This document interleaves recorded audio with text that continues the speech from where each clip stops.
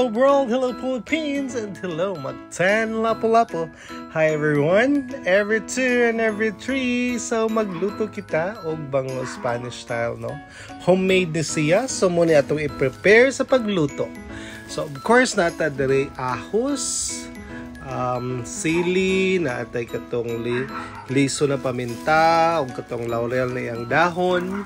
And then, pwede ninyo butangan ni og carrots. Since wala ko'y carrots dali sa balay, ang akong gibutang ang pears or peras, no? So, ako na siyang gibutang primero. I-layer-layer na nimo ang mga ingredients nimo or imong mga sagon. So, ibutang nimo ang peras, ang ahos, ang sili, and then ang bangus. And then, ibalik-balik rin na nimo siya og butang. So, ako na dahil ni siyang gitistingan, no? Isa ra ka bangos ako ang dala or akong gipalit ani. So imura nang inanaon, and then after na nimo ma-plaster tanan kana imo lang jud tarungon og plaster sa imong pressure cooker. No, kinahanglan tag pressure cooker ani guys kay para dali ra siya maluto. Ay mo lang jud buhaton sa pressure cooker, no, kay pag once mo bukal na siya once, after nimo sa kusog na siga, hinay na dayon kaayo after an hour para maluto na dayon siya. So dili ra podcast siya og kaning tawag ani gaswul kay hinayon naman dayon ninyo until paabot og isa ka oras. So after mabukal gyud siya, mopaabot ka og after mo bukal, and then imong hinayon ka isang tanan until paabot og isa ka oras. So dili ina nakakas og gaso. So muna kanina plaster na, gibutangan pa din ako og laurel og kanang buo na paminta na liso kana og gibutangan sa din ako og sili na katong halang jud katong gabmay na sili kay usahay kining mga sili na dagko kay di sad kay na siya hang, no. So muna ni iyang naong na kompleto na. Of course dungagan ni nato siya og oil. Now kung namoy olive oil sa mga maka-afford og palit, since ang ako aramang unsay naa sa balay diri mo akong gamiton, so katulad ning cooking oil na normal na itong ginapalit sa tindahan, ako ang gibutang diri mga 1/4 siguro ne. And then sa gulan na nimo siya og water, tamang-tama lang yun siya na mo ibabaw ang water o ang oil sa imuhang bangus para pud in taon dili maprito ang imuhang bangus while galuto kasi mo pressure cooker. Shout out dahil sa akong gipalitan sa pressure cooker na nindot kayo sa of course akong suki na supplier sa akong mga pangluto sa wala lain sa ato ang suking palitan kay Ma'am Shell, ang Surplus Fine and Trends. So kana gitak-ang na nako ang atong pressure cooker, no. So ato lang gyud na siyang gikuan tawag ani gi-close. So di ba tan-awon sa kanindot ang pressure cooker ni Ma'am Shea sa iyang Surplus Fine and Trends. Og barato ra sad kay ni nako na purchase, no. Og sirihang Japan made pa gyud ni siya, so ang quality perting baga jud in town. So kana imo na siyang, and then naluto na ni siya guys. And imo jud na siyang pahungawon before ninyo abrihan ang pressure cooker para di siya mabuto. So muna inyo timan-an kung namoy mga pressure cooker, pahungawon sa ninyo before niyo abrihan para di mabuto inyong pressure cooker.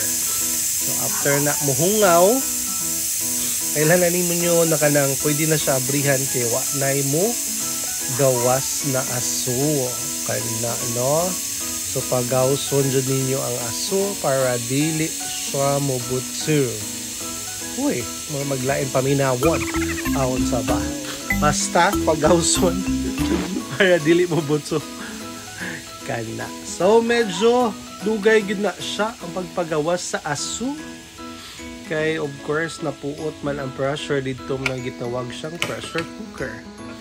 Ana, so pwede ra pud na nimo tanggalon para fully hungaw gyud kaayo siya.